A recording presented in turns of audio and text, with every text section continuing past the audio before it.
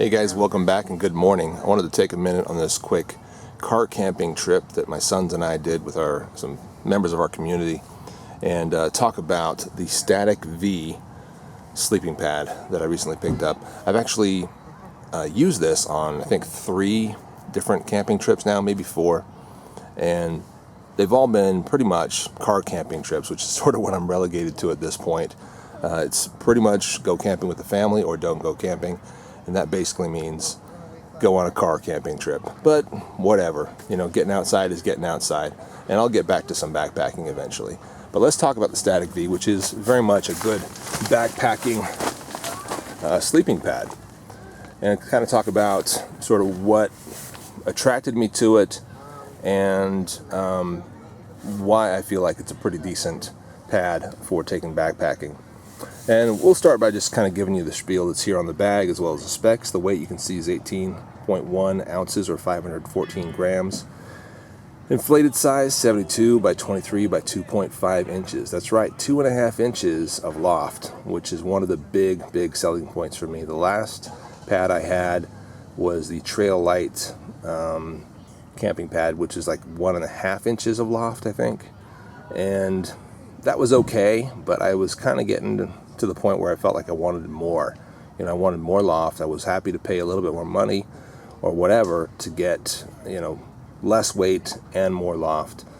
And this is kind of where I ended up. This is what I ended up with, and I'm liking it a lot so far. It uses the body mapping technology and features the V-chamber design that limits air movement and heat loss while offering a uniquely ergonomic body map optimized for performance and comfort. And the side rails keep you centered on the pad all night. The side rails being this area right here.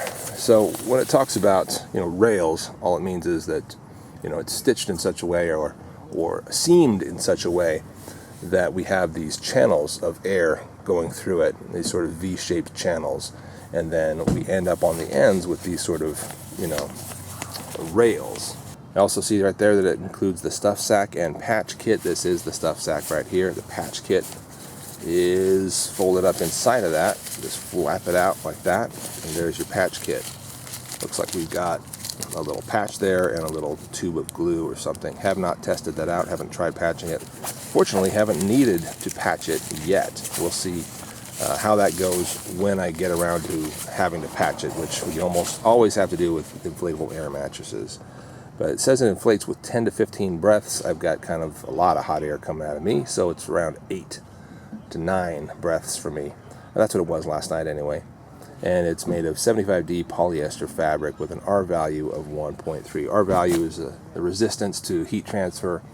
And that basically tells you how much, how good of a job it's going to do at keeping your body heat in you or keeping the coldness of the ground away from you. And so it's not an extraordinarily good R value, but it's okay for the size that it is and for the fact that there's no sort of fibers inside of there insulating you. It's just big channels of air. So yeah, I'll take that 1.3 for an R value for what it is. Let's see a few other points about it. Again, the V shape to it is designed to sort of cradle your hot spots and your weight points and the particulars about your body that make sleeping on the ground difficult. And this sort of gives where it needs to give and rechannels that air someplace else without,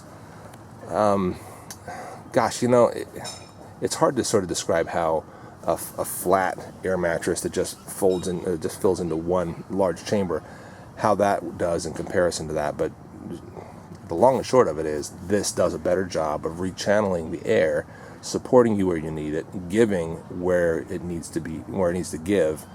This just does a much better job, and so I do like it. I'll have the price and other specs on the screen right now, as well as a link down in the description to where you can buy this.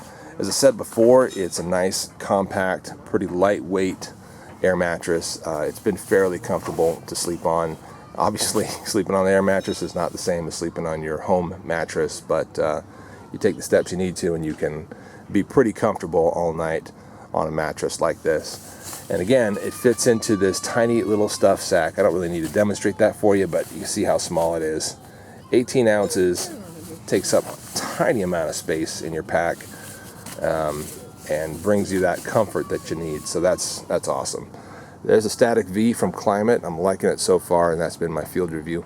I'm a late Boy Scout. Thanks for watching. I'm going to do a quick field review of this Lightspeed 2-person, what I would call luxury airbed for camping. And we're going to kind of talk about why I think it's such a deluxe and comfortable airbed here in a moment. But we'll first start off by giving you a little bit of side reference. There's my Klymit Static V.